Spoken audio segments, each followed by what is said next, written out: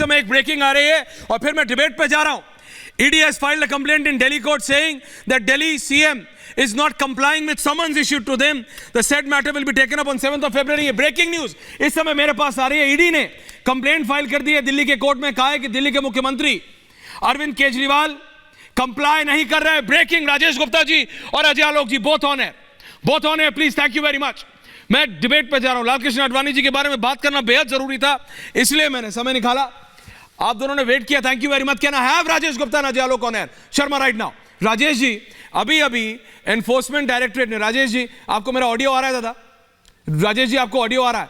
आम आदमी party and BJP आ रहा है। राजेश जी, ईडी ने कंप्लेंट फाइल की है दिल्ली कोर्ट में और यह कहा है कि दिल्ली के मुख्यमंत्री कंप्लाई नहीं कर रहे हैं समन्स के साथ और मैटर कोर्ट 7 फरवरी को लेगा। आप क्यों कंप्लाई नहीं कर रहे? ईडी कह रहा है। बीजेपी को छोड़िए, कांग्रेस को छोड़िए, ईडी कह रहा है। राजेश जी देखिए, ईडी क्या कहता है शोर, ये सभी को पता है कि ईडी वही कहता है जो भाजपा उनसे कहलवाती है। लेकिन अच्छी बात है, ईडी अब कोर्ट गया है और हम अपने वकीलों से कानूनी सलाह ले रहे हैं और जो कानूनी सलाह मिलेगी उस हिसाब से काम करेंगे। 7 तारीख की डेट मिली है, बहुत अच्छी बात है। तो हम भी अपनी कानूनी सलाह ले रहे हैं और जो होगा उसके हिसाब से काम करेंगे।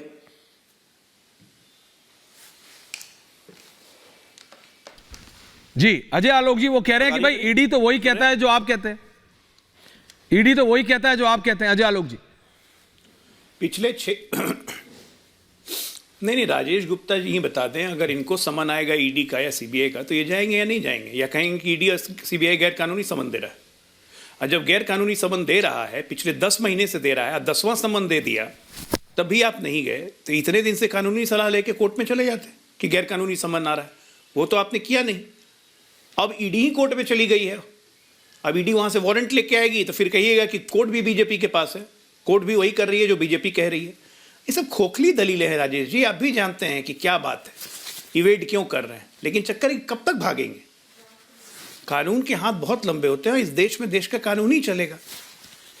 अब कोर्ट से ईडी लाएगी वारंट, इनको करेगी गिरफ्तार। कोई आम आदमी, रोड पे चलता हुआ आदमी यही सोचेगा।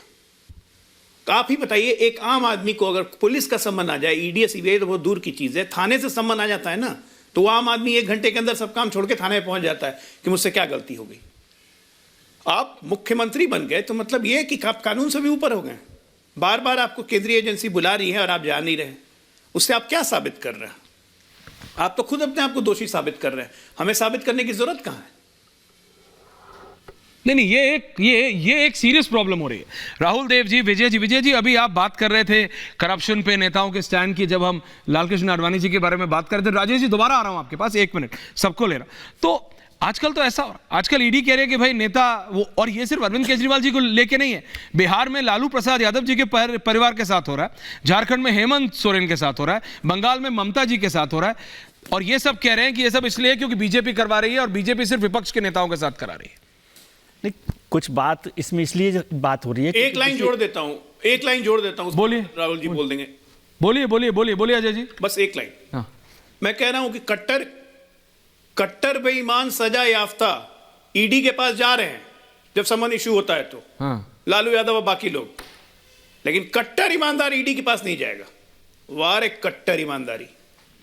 विजय जी, राजेश जी को भी रखिए ऑनर, थैंक यू। देखिए, 2 बातें हैं इसमें। एक तो जो आरोप लगाए जाता रहा है अभी खास तौर से आम आदमी पार्टी या जो दूसरी विपक्षी पार्टियां, वो इसलिए कि बीजेपी ऑनर दिनों में 125 के करीब राजनीतिक जो नेता हैं, हमारे राजनेता हैं, उनके खिलाफ ईडी का सम्मन हुआ, ईडी ने पूछताछ की। उसमें से 90% जो है ना वो विपक्ष के हैं। तो इसलिए उनके पास एक मौका होता है, लेकिन ये मौका आपको ईमानदार साबित करने का भी तो होता है।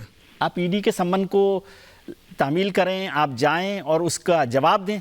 मैं तो समझ रहा था, ये आपने थोड़ा ब्रेकिंग न्यूज लगा दी, मुझे लग रहा था कि आम आदमी पार्टी कोर्ट में जाने वाली है कि भाई ईडी वाले बहुत परेशान कर रहे हैं, लेकिन तो उल्टा हो रहा है सर। कोर्ट में ईडी गया तो इसका मतलब है कि परेशानी कहाँ है। और जैसे अजय आलोक जी कह रहे हैं कि कट्टर ईमानदार लोगों को तो ये साबित करने का मौका होता है कि वो राजेश जी जवाब दीजिए, साबित करें इस बात को। और अजय आलोक जी से भी रिक्वेस्ट है कि वो थोड़ा सा ईडी की जो कार है उसमें जीपीएस करवाएं ठीक से, कि जो दूसरे लोग हैं भारतीय जनता पार्टी से जुड़े हुए लोग, उनकी तरफ भी वो गाड़ी जाए। मेरे ख्याल से जीपीएस की प्रॉब्लम है, ये जीपीएस की प्रॉब्लम है। राजेश जी जवाब दे रहे हैं। विनीत जी आ रहा हूं, भाटिया जी आ रहा हूं। देखिए देखिए, पहले तो मैं अपनी पार्टी की तरफ से, अपनी तरफ से लाल कृष्ण आडवाणी जी को जी बहुत बधाई देता हूं भारत रत्न मिलने की। और आदरणीय अरविंद केजरीवाल जी ने ट्वीट भी करा है। हालांकि हमें ऐसा लगता है कि उनको सम्मान बहुत ज्यादा उनकी पार्टी में मिलना चाहिए था, लेकिन उनका बहिष्कार और तिरस्कार ज्यादा रहा। लेकिन चलिए, अच्छी बात है, आज के दिन मैं उनको बहुत बधाई देता हूँ। उन्होंने पार्टी की और देश की बहुत सालों लंबी राजनीति में सेवा करी। खैर, जो दूसरी बात थी कि जैसे अभी बताया गया कि 96% केसेस जो है वो विपक्ष में लगाए जाते हैं, ये रोज हम चर्चा करते हैं। उनमें से कितनों में कन्विक्शन हुई है ये हम सबको पता है कि वो 0.1% के भी उसमें कुछ नहीं है। और सबसे कमाल की बात है कि जितने भी भाजपा के नेता हो, चाहे वो छोटा हो चाहे बड़ा हो, उसके बारे में अगर कोई शिकायत भी हो तो कुछ नहीं होता। और अगर इनको कोई सपोर्ट कर देता है, चाहे वो अजीत पवार जी हो चाहे कोई और पार्टी हो, तो उसको छोड़ देते हैं। 2 हेमंत की कहानी है। हेमंत विश्व शर्मा ने सपोर्ट कर दिया, बात खत्म। दूसरे हेमंत ने नहीं माना तो उनके ऊपर उनको उठा लिया गया, जबकि वो भी मुख्यमंत्री थे।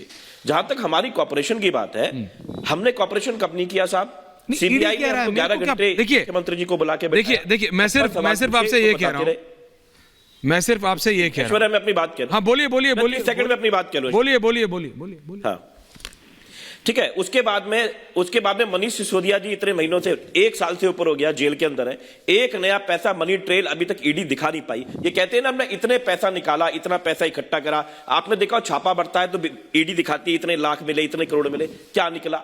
उसके बाद में संजय सिंह को आपने 4 महीने से बंद करा है, किसी रिश्तेदार पे, पड़ोसी पे, किसी में कोई पैसा निकला हो। आप पूरी पार्टी को खत्म करना चाहते हैं। अब आपने अरविंद केजरीवाल जी को बुला लिया। आप मुझे एक बात बताइए, अच्छा मैं कहता हूं, सिर्फ एक बात समझाइए। कल को अरविंद केजरीवाल जी को गिरफ्तार करके बंद कर देते हैं, मनीष सिसोदिया जी ऑलरेडी अंदर है, संजय सिंह ऑलरेडी अंदर है। आम आदमी पार्टी को बहुत नुकसान होता है, बीजेपी तोड़फोड़ करती है, कुछ भी करती है, सरकार बनाती है, एक परसेप्शन क्रिएट होता है झूठ बोलने का, एक मीडिया में एक फैलाने का कि देखो ये तो सपोर्ट नहीं कर रहे, कॉपरेट नहीं कर रहे। उसके बाद में क्या होगा? अगर कल को बाइज्जत बरी करके छोड़ दिया तो क्या होगा? आप मुझे बताइए। अरे कम से कम एक मुख्यमंत्री को आप बुला रहे हैं, बताएंगे तो सही क्यों बुला रहे हैं? मैं बार बार कह रहा हूं, हमारी पार्टी बार बार पूछ रही है, एज अ विटनेस बुला रहे हो या एज अ एक्यूज बुला रहे हो? ये तक तो ईडी बता नहीं पा रही, आज तक तो है नहीं। बस जान पूछ के नोटिस तब देते हैं जब वो जा नहीं सकते, जब वो होंगे नहीं, जब उनका प्री प्लान लगा होगा एक मुख्यमंत्री का। तो ये सोची समझी रणनीति है कि जो आदमी आपके खिलाफ बोल रहा है, जो आपके खिलाफ लड़ सकता है, आपको जिससे डर लग रहा है, जिस आदमी ने आपको दिल्ली में 4 बार हरा दिया, 3 बार सरकार में हरा दिया, 1 बार एमसीडी में हरा दिया, जिसने आपको पंजाब के अंदर पानी नहीं पीने दिया, जिसने आपके गुजरात में जाके आपके खिलाफ खड़े होकर हिम्मत दिखाई, तो आप वहां पे 40 सीटों में दूसरे नंबर पे आ गए, 5 सीटों पे हम जीत गए। तो सीधे सीधे दिखाता है कि वो एक डर है।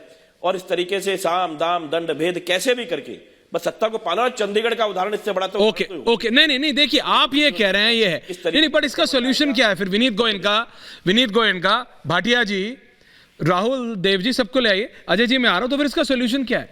एक तरफ विजय त्रिवेदी जी कह रहे थे कि आडवाणी जी जैसे नेता हैं, जो नाम भी आ जाता था डायरी में तो रिजाइन कर देते थे।